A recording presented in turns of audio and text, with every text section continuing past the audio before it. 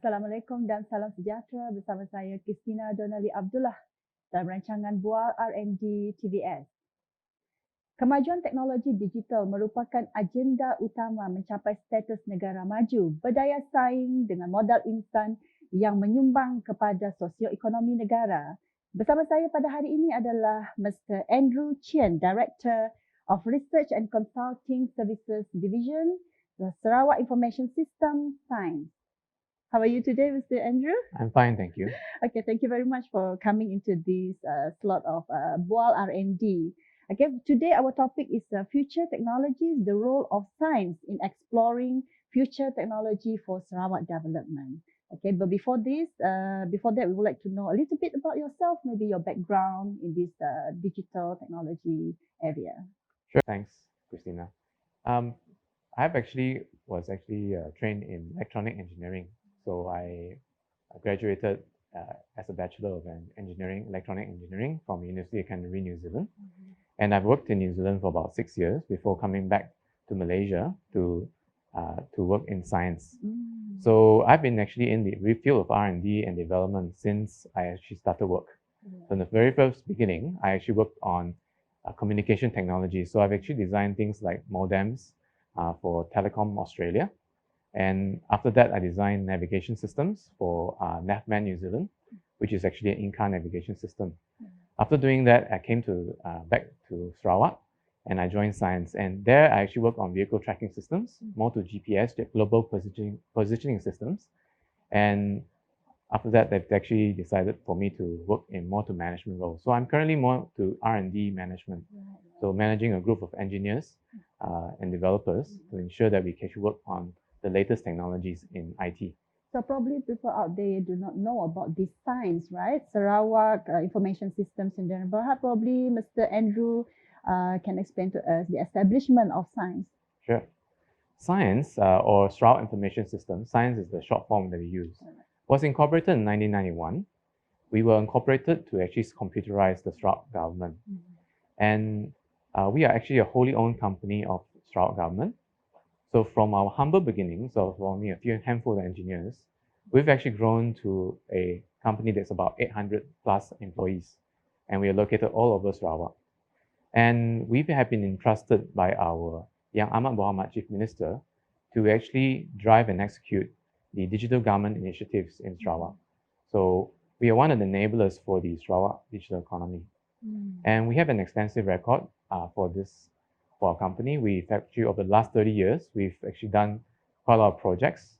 And the reason we're able to do so is our dedicated and hardworking staff, both in R&D and also in development works. And we've also been able to actually have a very good relationship with our customers. And we've built a long-term relationship, allowing us to actually have that relationship built on mutual value creation and trust. Right. So science is exploring the advanced technology, right? So what are the new things that you guys explore for the future development? Yes, we've been looking at many different technologies. Just to give you a list of the examples, we are looking to artificial intelligence, AI, data analytics, blockchain, cloud computing, digital government, cloud Internet of Things, and also things like quantum computing. So science, we've not just looked at R&D from a prototyping point of view, but we've actually started to apply some of these technologies into our everyday production solutions. For example, we've actually started to use AI in the integrated court system, ICS, for our Sabah and Sarawak courts. I can explain a little bit more later on that. Yeah. So is this project that you guys are doing this significant to our Sarawak digital economy? What are the significance of the project? Yes, these projects are very significant because these projects form the pillars of our Sarawak digital economy from our government. So to give you an example, for example, Sarawak Pay. Sarawak Pay is one of the projects that we first worked on when the Sarawak digital economy started. So Sarawak Pay was launched in 2017. And from its inception until now, we've now managed to have about more than 500,000 users and 64,000 merchants on Sarawak Pay. And Sarawak Pay actually transformed the way Sarawakians actually do interaction when they pay for their food at food courts, when they buy things They're actually using Sarawak Pay, and that makes the process of purchasing a lot easier and more convenient. Yeah. Right. So this is the significant project that you guys are doing. You are talking about you have a cluster with other states like Sabah just now. Can you expand a little bit on that? Yes, the project I mentioned is actually the ICS. ICS stands for Integrated Court System, and the new term or the new name for it now is EKSS. So it's Electronic Kehakiman Sabah dan Sarawak, EKSS. So this particular project, in this project we have what we call the artificial intelligence data sentencing. So with this, what it means is that the judges now, they can actually have a system to refer to. In the past, they will be using their own judgment to say, when I want to pass a sentence, let's say there was a drug, this guy was found to be guilty for drug offenses. So normally the judge will, based on his previous experience and his judgment, to give a sentence of, let's say, 5 years imprisonment, 3,000 ringgit fine. But with our AI system, what our AI system does, it takes all the data from the past judgments from all the judges in the past, and it calculates, or it actually is able to determine what is the recommended sentence to be passed. So for example, in recommended punishment. So the AI system may say, okay, if this particular person has, let's say, trafficked 5 grams of marijuana or cocaine, for example, then the system, you input these parameters in the system, the age of the offender, is this a first time offense? What's sort of the details of the case, right? The judge keys this information in, and the system is able to recommend. So for this particular case, you should, the system is recommending that you give a fine of, let's say, 500 ringgit and 3 years imprisonment. Yes. Wow. So this allows the system, the court systems to be actually more fair in a sense. And it allows the people who are going for the court cases, the defense lawyers, to go and see that they can try to put in some of the parameters of their case, and they can see that, okay, maybe it's not worth for me to plead not guilty in this sense. I just plead guilty and I go straight to some sort of arrangement with the court and the judge. Yeah. So this one has been already implemented. Yes, there's been a pilot project already implemented at the beginning of the year, in 2020. But now with the second phase of the ICS project, this will be implemented in a full scale. Yeah. ICS project. So you'll get to know more on the other projects that you guys have been doing, cluster with some industries and also other counterpartner from the other states. We will break for a while. We have Mr. Andrew Chien with us from SAINS. Yeah, we continue with our discussion just now on the research and development on future technologies of science. So probably what are the roles, research and development that's significant with our Sarawak digital economy? Maybe Mr. Chien, Andrew can share with us. R&D, or research and development, is actually very important in the Sarawak digital economy because R&D forms one of the main pillars that allows us to develop new products. In doing R&D, probably Dr. Qistina, you're very familiar from an academic background. You will need to actually have new ideas or novel ideas. So when you have people in R&D, working in R&D, they have to think up of the new ways of solving the problems. So in R&D, in our science, what we do is that we're covering quite a few areas. So we're covering digital network infrastructure, we are covering cloud computing, we are covering mobile app development, web app development, Internet of Things, the hardware devices as well. So all these things that we're developing are all protected under one umbrella of our cybersecurity platform and our cybersecurity services. So that makes our digital assets secure. But talking more in detail about the specific projects that we are working on related to the digital economy, as I mentioned already, just now was Sarawak Pay is one. So Sarawak Pay I've talked about. There's also the Miri Smart City project. So at the beginning of the year, we've actually started working with the Miri City Council on the Miri Smart City project. And that project encompasses quite a few different IoT technologies. But just to highlight to you, the 3 main ones is the smart truck, smart bus, and also smart drain. So what are these 3, right? You think that smart drain, smart truck, and smart bus, quite interesting names, right? Maybe I can explain a bit. Okay. For the first one, smart bus, what we're doing is that we are installing IoT sensors to track the location of the buses. So that allows the user to know, okay, is my bus arriving in 2 minutes or 5 minutes time? A bit like how you use when you use Grab, right, or e-hailing services. You can see the vehicle coming to you. So with this system, you can actually tell, the user can tell when the bus is coming to their bus stop, so they don't have to wait there. They can actually plan their time and their journey better. The smart drain project is actually one where we install sensors in the drains. So we can actually monitor the drain water level. So if there's actually a flash flood situation, the council can actually take more action. So if that particular place keeps on having flash floods, they will know to actually improve the drainage system for that particular area or to clear the rubbish in the drains. Then for the smart truck is actually the truck for garbage truck, right? So we are actually monitoring how the garbage truck collectors, these rubbish collectors collect the rubbish in the Miri city area. So if they actually forget to collect some areas, the garbage in certain areas, the council people can actually alert their contractors to go and pick up those, collect the rubbish from the area. So how is this would impact our give impact to our social economy as well? Yes. So this projects, for example, the Miri Smart City project. The idea of a smart city is to actually enhance the quality of living for the Mirians, the citizens of Miri. So as I mentioned, smart drains, smart truck, and smart bus. These are just a few. There are others like digital signage for information. These technologies will enable the people in Miri to actually experience and have better quality of living, because now if you improve the way people transport themselves around the city, that will definitely mean easier, less hassle for them, right, to go around. If we can improve the garbage collection, definitely less rubbish, better environment for them, not so smelly, all those rubbish that's not collected. Okay. Then for smart drain, it is less flooding. That's something that's always very concerning, flash floods, right? The last thing Mirians want is that their roads are all flooded. When they drive through, their car gets damaged. So these are some of the ways we can actually improve the quality of their life. Yeah.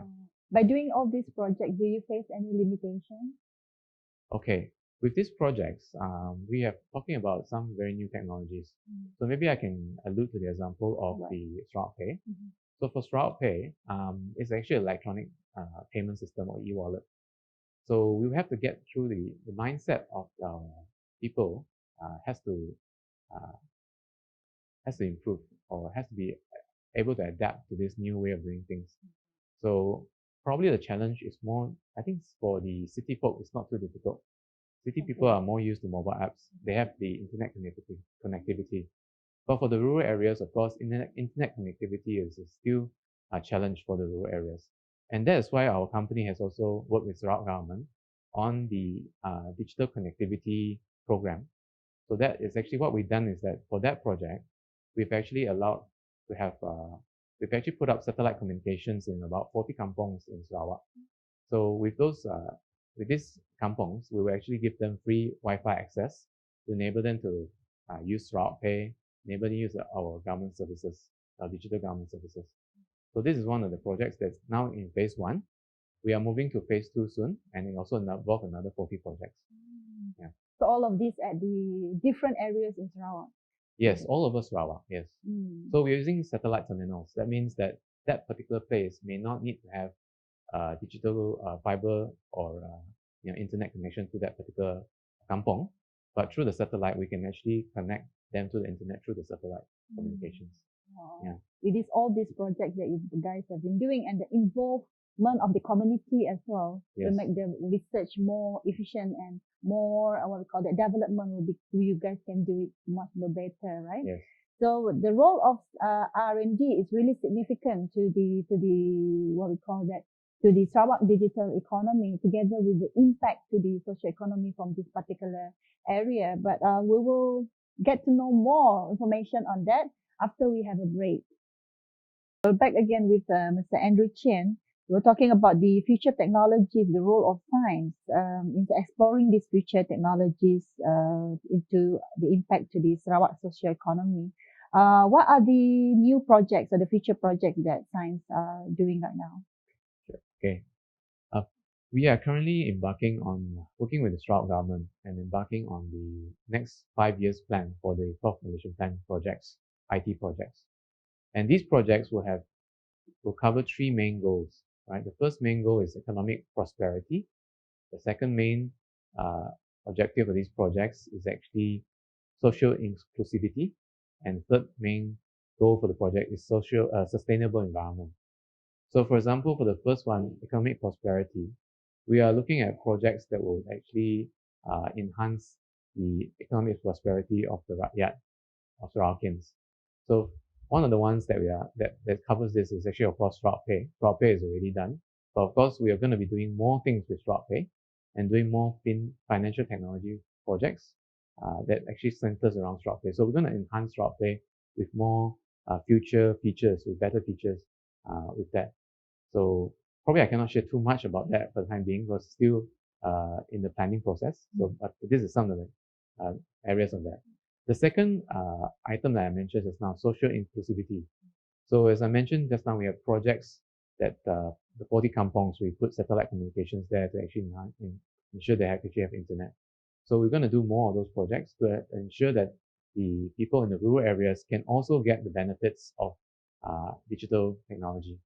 So we need to actually do that so that they are included in our Sarawak digital economy. The third item that I mentioned is sustainable environment. So, for example, smart city project in Miri, that pilot project, we are looking at smart drain, we are looking at smart bus and smart trucks. So this project also have a environmental factor involved. So when we put in all these Internet of Things technologies, IoT technologies in the smart city, we can actually improve the environment as well. There are many other projects that are also part and parcel that improves the environment. For example, we are also working with our Sarawak Forestry department to actually look at how do we manage the forest and put sensors into their systems to actually enhance sustainable forest management. Yeah. With all these projects that SAINS have embarked into and involved in another project, what are the most highest achievement that SAINS have achieved? Okay. Right. I think if you ask me about achievements, to me, I feel that the AI data sentencing project that we just managed to win the tender to actually get that project. So I believe that one is one of the key highlights, because we are using artificial intelligence and we're putting that into a real environment, into a real production environment. People are actually using it. So to me, I feel that that is the most significant project. But in the past, SAINS actually have done many other ones. So we've managed to bag many awards internationally. Just to name a few is actually, for example, our mobile LASIS. LASIS stands for Land Survey Information System. It's a mobile app that we've actually designed, and that has actually won awards with the international company called Esri, right? And we also won awards for our map solutions with SuperMap. So these are some of the awards that we've won. And we've also won the Malaysian Public Service Innovation Award as well in 2020. Okay, we're talking about more research in future, probably the involvement from the academic and also from the future researchers. How can they get involved into this project? Yes. Yeah, we would like to have more people working with us on R&D, because there's so much work that's involved that it's not just, science needs more people to work together with us. So as I mentioned before, we do want people to work with us. So in the past, we've actually been collaborating with universities, with other tech companies, and also with research institutes in Malaysia to work on these new technologies. So if researchers would like to get involved in the Sarawak digital economy, I would suggest they need to look at the Sarawak digital economy booklet. That information is actually freely available on the Sarawak Multimedia website, SMA website. They can go and download that information. They can also visit our website, SAINS website, World Wide Web, science.com.my. So World Wide Web, science.com.my, to get more information on what we do. But they can also join conferences. So for example, the Sarawak government has been very active in promoting their digital economy through the IDEX conference, which is going to happen next week. So IDEX stands for International Digital Economy Conference, IDEX. So in that conference, if the researchers go there, they can find out more about the Sarawak digital economy, where the government is thinking of doing things next. And they can probably meet people and talk to the experts, and share their what ideas that they have to do research on. So maybe these experts here, they will have lots of problems they would like to solve. So as a researcher, you can talk to them, get the problems that they like to solve. Maybe you have a solution that's already been researched, but you need looking for a problem to address this for your research. So you can talk to these experts, meet up with them, and then from there you can start. I think if you do that from that angle, your R&D and your research will be more effective, and you actually really meet a need in the Sarawak digital economy. Probably Mr. Andrew can conclude the topic today, the future technologies what we call that, given the impact to the Sarawak economy. We can conclude the whole topic. Sure. Right. As I mentioned in the beginning, I mentioned that R&D actually is very important to ensure that we have new and novel ideas to solve the current problems that we have. So as I mentioned before, we're looking at many different technologies, for example, AI, artificial intelligence, Internet of Things, IoT, and cloud computing, blockchain. Maybe I can share some more R&D projects that we are doing. For example, blockchain. We're working with the Sarawak Biodiversity Center to actually use blockchain to actually look at the DNA, to actually ensure that the DNA information that's been retrieved from their plants is not altered. So we can use blockchain to ensure that if you change anything, that information, the blockchain can actually tell you that that information has been changed. That's the power of blockchain. So these are all the R&D work that we've done, blockchain, AI, IoT, all these things we've actually used and put it into the real projects. For example, the smart city one, we have to use IoT and cloud computing to do that. And to ensure that it's actually secure, we have to put cybersecurity programs and measures to actually ensure that all the information that's being transmitted is actually all secured, so that it is not subject to hacking and information leakage. So with all this R&D work that we're doing, we hope that we are able to, science is able to contribute even more and even more effectively in the future to the Sarawak digital economy. So with this initiative will definitely help the Sarawak economy. We're talking about the AI, data sensoring, IoT, and also the cloud sensoring. This now will be helping Sarawak to achieve our mission and vision, the main objective of the digital economy itself. Okay. Kita telah pun mendapat tahu terlampau banyak maklumat daripada sains berkenaan dengan hasil penyelidikan, pembangunan dan juga inovasi membantu Sarawak di dalam mencapai strategi di dalam digital economy Sarawak. Dengan ini saya akan mengakhiri episod kali ini bersama saya Qistina Donna Lee Abdullah di dalam rancangan Bual R&D TVS, mengucapkan Assalamualaikum dan salam hormat.